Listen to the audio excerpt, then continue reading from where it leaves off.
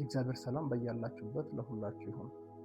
በ12 ክፍል ተዘጋጅቶ ሲቀርብ የነበረና 9ኛ ክፍል ጋር በደረሰበት ለእግዚአብሔር ዓላማ መኖር በተሰኘ ትምህርታችን እየተጠቀማችሁ እንዳላችሁ ተስፋ አደርጋለሁ።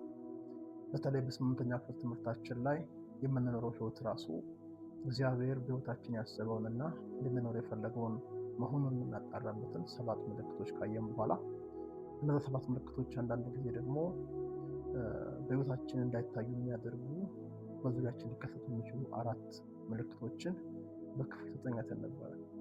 በዛ ሁሉ ውስጥ እየኖርን ያለነውን ነገር የእግዚአብሔር ዓላማ መሆን አለመሆኑን አጥርተን የምናይበት መንገድ እንዳገኘን አምናለሁ። ዛሬ ደግሞ በእግዚአብሔር ፊት ከዛ ጋር ተያይዞ የእግዚአብሔር እንደሆነ ያወቅነውን ያንን ዓላማ ለመኖር ስንነሳ በጣም የሚያስፈልጉንና እስከ ፍጻሜው ድረስ የሚያስኬዱንን 4 መሰረታዊ መርሆች እንመለከታለን። የመጀመሪያው መርህ ትኩረትንና ራዕይን መጠበቅ ነው።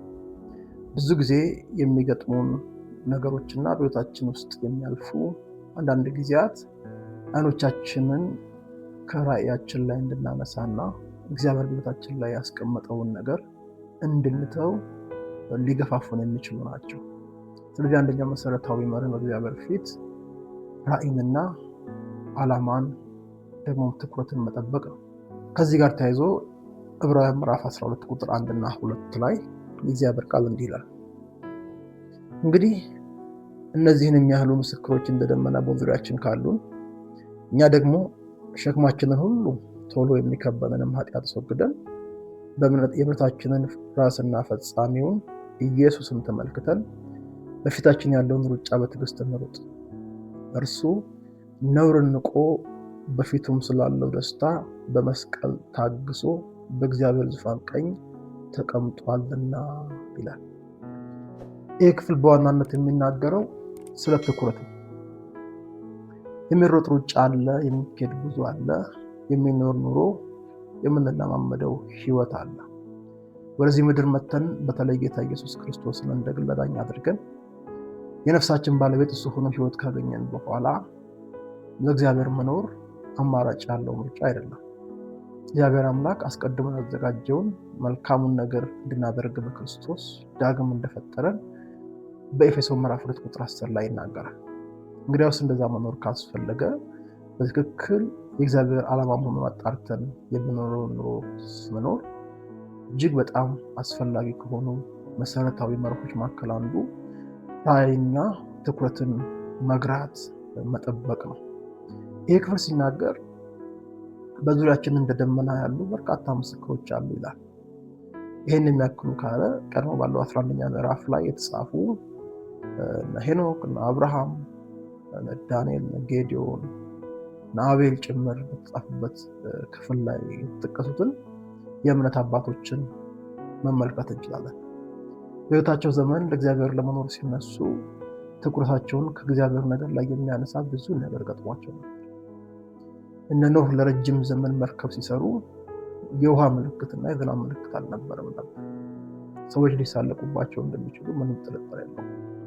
እና አብርሃም የት እንደሚሄዱ ሳያውቁ እግዚአብሔርን ታምነው እርምጃ ሲወስዱ ሰዎች እንደፈለጉ የሚሆኑበት ዘመን እነ ሄኖክ አካሄዳቸውን ከእግዚአብሔር ጋር ሲያደርጉ በእምነት እንደሚወሰዱ ማንም አልገመተም። አይኖቻቸውን ጌታ ላይና ጌታ በህይወታቸው ሊሰራ በፈለገው ነገር ላይ አኖረው እስከ ፍጻሜ ድረስ የተጓዙ እንደ ደመና የሆኑ በርካታ ምስክሮች በዙሪያችን አሉ።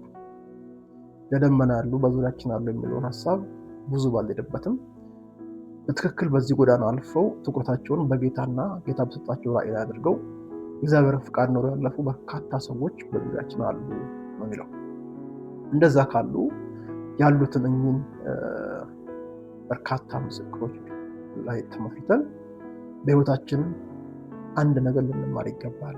እኛም የእምነታችን ጀማሪና ፈጻሚ የተባለ ኢየሱስ ክርስቶስ አለ። ሰዎች በተለያየ አጋጣሚ አቅምም ሊሆኗችሁ ድካም ሊሆኑባችሁ ይችላሉ። እውነት ለመናገር በዙሪያችን ያሉ ሰዎች አግዘው የሆነ ቦታ ያደርሱናል ብለን 100% ልባችንን መጣል ያለብን አይደለም። ምክንያቱም ሰው ሸምበቆ ያ ማለት ሰዎች አያስፈልጉንም፣ የሚደግፉ ሰዎች አያስፈልጉንም፣ ለሰዎች አናስፈልግም ማለት ሳይሆን ሰዎች ራሳቸው በህይወታችን ላይ ያላቸው እይታና ድጋፍ ጌታ እስከረዳቸው ድረስ ነው። ትዝ አይላችሁም? የባቢሎን ንጉሥ እንደዛ የሚወዱት ከተማ የሰራላቸው ብዙ ህንፃዎች የገነባላቸው ብዙ የሚወዱት ከአእምሯቸው የማይጠፋ ሰው ድንገት እግዚአብሔር አምላክ ተቆጥቶ ወደ ጫካ ገብቶ እንደ አውሬ ሳር መጋጥ ሲጀምር ሄዶ ቪዚት ያደረገው ሰው እንዳለ መጽሐፍ ቅዱስ ይናገራል። መታሰብ እንኳን የምትችሉት እግዚአብሔር አምላክ በዛ ሰው ውስጥ አንዳች ነገር ሲሰራ ያ ሰው በእግዚአብሔር ሲረዳ ብቻ።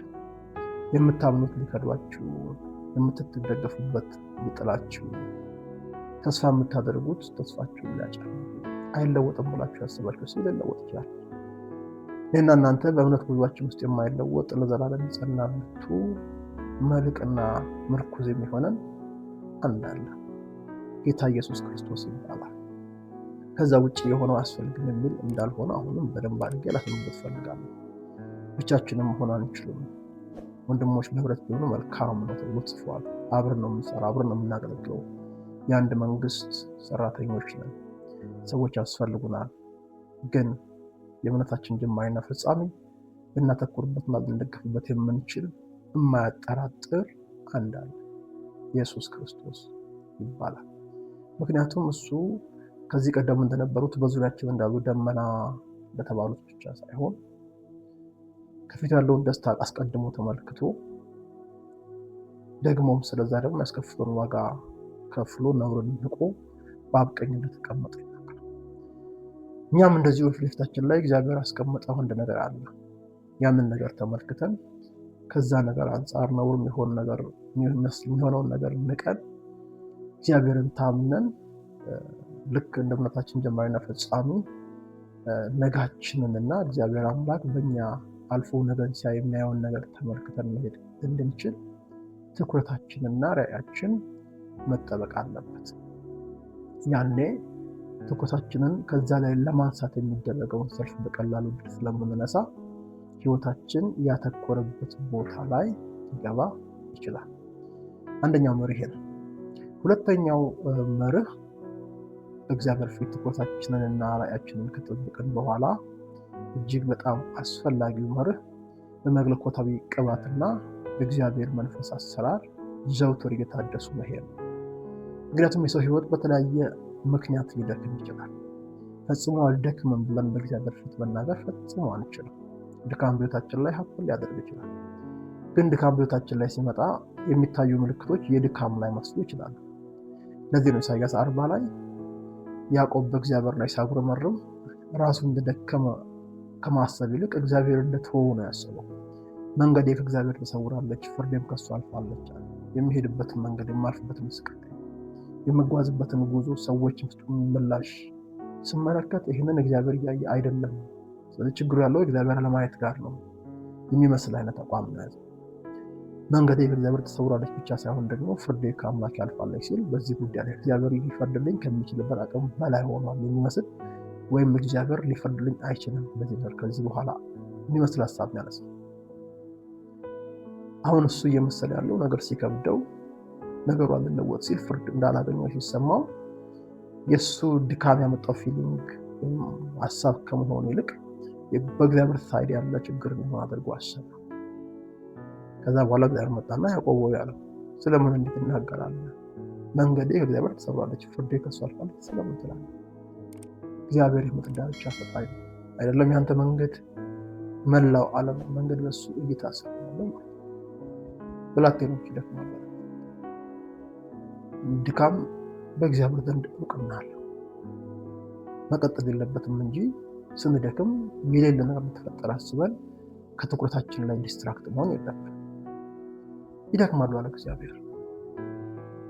ብላቴኖች ይደክማሉ፣ ይታክቱ ማለት ጎበዝ ብትሆኑ ጎበዛዝቱ ፈጽመው ይወድቃል። አሁን ጉዳዩ ለምን ደከምክ ብሎ እግዚአብሔር ከመከራከር ይልቅ መልሳችሁ በመለኮታዊ መንገድ ታድሱ ያስፈልጋችኋል ሲል እግዚአብሔርን በመተማመን የሚጠባበቁ ግን ኃይላቸው ያንሳል። ወዳጆቼ ኃይልን የሚያድስ መለኮታዊ አቅም በሕይወታቸው ያለውን ዓላማ ለተረዱ ሰዎች ሁሉ ጊዜ አለ። እግዚአብሔር አምላክ ሕይወታቸው ላይ ያስቀምጠውን ዓላማ ሲኖሩ በሚገጥማቸው ነገር ውስጣቸው በደከመ ጊዜ ሁሉ ሊያድሳቸው የሚችል የታድሶ አቅርቦት አለ። እንደ ባለ ራዕይ ሰው እግዚአብሔር አምላክ የሆነ ዓላማ እንደሰጠው ሰው ሕይወታችንን በእንደዚህ አይነት መንገድ ቃኝተን ኢሳይያስ 40 ላይ መጨረሻዎቹ ጥቅሶች ላይ ተጻፈው እግዚአብሔርን በመታመን ተጠባብቀን ልንታደስ እንደ ንስር በክንፍ ልንወጣና ደግመን እስከማንደክም ድረስ የሕይወት ዓላማችንን መኖር የምንችልበትን አቅም በእግዚአብሔር የታድሶ አሰራር ውስጥ ልናገኝ እንደምንችል ማወቅ ሁለተኛው መርህ። ሶስተኛው መርህ በጥቂት መታመን፣ ታምኖም ጥቂት እርምጃ መውሰድ። ትኩረታችን ጌታ ላይና ራዕያችን ላይ ከሆነ በዛ መካከል መጣውን ድካም በተመለከተ በእግዚአብሔር ጸጋና መንፈሳዊ አሰራር የምንታደስ ከሆነ ከዛ በኋላ የሚጠበቅብን የእርምጃ ነገር ነው። በዛ ነው እግዚአብሔር ቃል በሉቃስ ወንጌል ምዕራፍ 16 ቁጥር 10 ላይ እንደዚህ ይላል፣ ከሁሉ በሚያንስ የታመነ በብዙ ደግሞ የታመነ ነው፣ ከሁሉ በሚያንስ የሚያምፅ በብዙ ደግሞ አመፀኛ ነው። እግዚአብሔር አምላክ ትልቅ ነገር እንደምናደርግ ነግሮን ከትልቅ ነገር ላንጀምር እንችላለን። ሰዎች ትልቅ የሚሉት ነገር እኛ ትልቅ መሆኑ ላይሆን ይችላል። በእግዚአብሔር ዘንድ ግን የተሰጠን ትልቅ ነገር የሚጀምረው በትንሽ እንደሆነ አምነን ካየነው አንጻር ትንሹን ነገር መኖርና ትልቁ መዳረሻ ጋር መድረስን መንገድ በትንሿ መንገድ በኩል እንደሆነ አውቀን በእግዚአብሔር ፊት በጥቂት መታመንን እርምጃ መውሰድን ማሰብ አስፈላጊ ነው። ለሚሊዮኖች እግዚአብሔር አምላክ በወንጌል የምናበስር በሚሊዮኖች በእኛ እጅ ወደሱ እንደሚመሩ በእኛ አስቦ እየሰራ እንዳለ ብንረዳ የምንጀምርበት አጀማመር ግን ጥቂት ሊሆን ይችላል። ናራይናርድ ቦንኬ ወደ አፍሪካ መጥተው 5 ሰው እንዲያገለግሉ እንዲያሰለጥኑ በጣም ጥቂት ጉባኤ ላይ በሆኑ ጊዜ ነው እግዚአብሔር ተናገራቸው። በሚሊዮኖች አሁን በእነሱ ጉባኤ ሰዎች ጌታን ሲቀበሉ ስናይ የተጀመረበት ጅማሬ በሚሊዮኖች አለ። በጥቂት ይጀመራል። እግዚአብሔር በብዙ ሾመናል። በዛ ውስጥ የምንማረው ነገር አለ። እግዚአብሔር አምላክ የሚያሳየን የሚያስረዳን ነገር አለ። ከጉዟችን የምንማረው አለ። ደግሞም ጥቂት ሄደን ውጤት ስናገኝ እምነት ይሆነናል። አንድ ላይ ተደምሮ ዋናውን በሕይወታችን የተሰበውን ነገር መኖር ወደምንችልበት ከፍታ ውስጥ ያስወጣናል።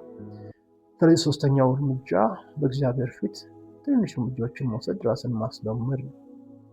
አራተኛውና የመጨረሻው መሰረታዊ መርህ ብዬ ማነሳው ፍጻሜን በትክክል ተመልክቶ ከምናልፍበት መንገድ ይልቅ ፍጻሜ ላይ ማተኮር። ባጭሩ ፍጻሜን ተመልክቶ ፍጻሜ ላይ ትኩረትን ማድረግ ነው።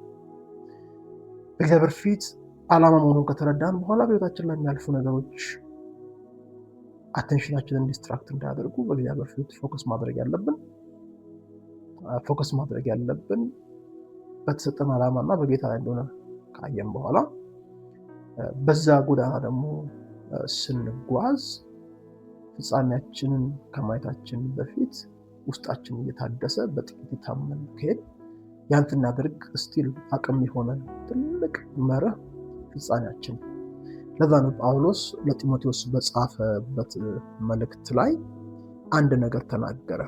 በተለይ ምዕራፍ 8 ላይ ከቁጥር 6 ጀምሮ በመስዋዕት እንደሚደረግ የኔ ሕይወት ይሰዋልና የሚሄድበት ጊዜ ደርሷል። መልካሙን ገድል ተጋድያለሁ፣ ሩጫውን ጨርሻለሁ፣ ሃይማኖትን ጠብቄያለሁ።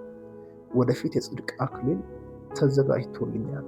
ይህም ጻድቅ ፈራጅ የሆነ ጌታ ያን ቀን ለእኔ ያስረክባል። ደግሞም መገለጡን ለሚወዱት ሁሉ እንጂ እኔ ብቻ አይደለም። አይገርምም? ጳውሎስ ሊሰዋ ባለበት ጊዜ እንኳን በአንገቱ ላይ ከሚያርፈው ሴፍ በላይ ከዛ ባሻገር ፍጻሜውን የተመለከተ ሰው ልጁን ጢሞቴዎስን ካበረታታ በኋላ ለሚሰዋ ከጻፈለት በኋላ የተጓዘውን ጉዞ ሲፈትን መልካም ገድል ተጋድሏል። ዝም ብሎ የሚጋደል ሰው ብቻ አይደለም ጳውሎስ። የሚጋደለው ገድል መልካም ገድል መሆኑን ያጣራል። ያን አድርጌያለሁ። ደግሞ ዝም ብሎ የተጋደለ እያገለገለ ብቻ ሳይሆን ከጌታ ጋር ያለውን ህብረት ጠብቆ እንደሄደ ስናይ ሃይማኖትንም እምነትን ጠብቄያለሁ። የተሰጠውን ዓላማ መኖሩን ደግሞ ሲፈትሽ ሩጫውን ጨርሻለሁ። ስለዚህ ከዚህ በኋላ የሚጠብቀኝ አንድ ነገር አለ። የጽድቅ አክሊል ይጠብቀኛል፣ ሽልማት ይጠብቀኛል፣ ክብር ይጠብቀኛል። ይህን ደግሞ አለ ጥርጥር የሚያስረክበኝ ራሱ ጌታ ነው። ይህን ተመልክቷል። ይሄ ለጳውሎስ ብቻ ሐዋርያ ለሆነ ብቻ በደማስቆ ላይ አግኝቶ ከዓይኑ ቅርፊት ወድቆለት በክብር እንደገና ስሙን ተሸክመው እንዲሄድና ብዙ ተአምር አድርጎ ሶስተኛ ሰማይ ድረስ ተወስዶ እንዲመለስ ለተደረገው ጳውሎስ ብቻ ሳይሆን ጳውሎስ ይህን ክፍል ሲናገር ይሄ ለእኔ ብቻ አይደለም፣ ወደፊት የጽድቅ አክሊል ተዘጋጅቶልኛል፣ ይህም ጻድቅ ፈራጅ የሆነው ጌታ ያን ቀን ያስረክበኛል ካለ በኋላ ደግሞ ማለት መገለጥን ለሚወዱት ሁሉ እንጂ ለእኔ ብቻ አይደለም፣ ላንቺም ነው ላንተም ነው ለኔ። ስለዚህ የትኛውም በእግዚአብሔር ዓላማ ተጉዘን የምንደርስበት መዳረሻ የፈለገ ፈተና ቢኖረው አንድ ቀን ከጌታ እጅ ጻድቅ ከሆነው ፈራጅ ጌታ እጅ የምንቀበለው አክሊል ለአክሊል ብለን ደሞዝ እንደሚቀበል ሰው አንሰራም። ግን ደግሞ ስንሰራ አለ ጥርጥር ለዛን አክሊል ይጠብቃል። ስለዚህ እግዚአብሔርን ዓላማ ኤፌክቲቭ ይኖራል ለማለፍ ካወቅነው በኋላ የእግዚአብሔር ዓላማ ምልክቶችን አይተን ከዛ ውጭ ያለውን ደግሞ ዓላማው እንዳልሆነ እንዲሰማ የሚያደርጉ ነገሮችን አጥርተን ካለፍን በኋላ ዛሬ ያነሳናቸው 4 መርሆች እጅግ በጣም ጠቃሚዎች ናቸው። ትኩረትና ራዕያችንና ትኩረታችንን መጠበቅ፣ በመለኮታዊ አሰራር በመንፈስ ቅዱስ ኃይል መታደስን ራስን ማስለመድ፣ በጥቂት ነገር መጀመርን ህይወት ዘይቤ ማድረግ፣ በስተመጨረሻም በምንሄድበት ጎዳና ሁሉ ፍጻሜያችን ላይ እግዚአብሔር ያዘጋጀውን ክብር ማሰብ እግዚአብሔርን ዓላማ ኖረን ለማለፍ በምናደርገው ጉዞ ትልቁን ስፍራ የሚይዝ ጠቃሚ መርህ ነው። እነኚህ መርሆች ልትለማመዱ አበረታታችኋለሁ። ይህ ትምህርት ጠቅሟችሁ ከሆነ ብዙዎችን መድረስ ስለምንፈልግ አብራችሁን እንድታገለግሉ ጥሪ ላቀርብ እወዳለሁ።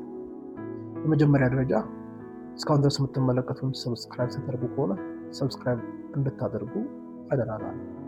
በተጨማሪ ደግሞ ካያችሁ በኋላ ቪዲዮዎቻችንን ላይክ እንድታደርጉ ብዙዎችን መድረስ እንድንችል በር ይከፍትልናል። ሀሳባችሁን በኮሜንት ላይ ብትተውልን ደግሞ ከዛ አንጻር ማቃናት የሚገባንን ነገር አቃንተን የምናደርገውን ጥቂት ተጽዕኖ ከዚህ በላይ ማድረግ የምንችልበትን እድል እናገኛለን።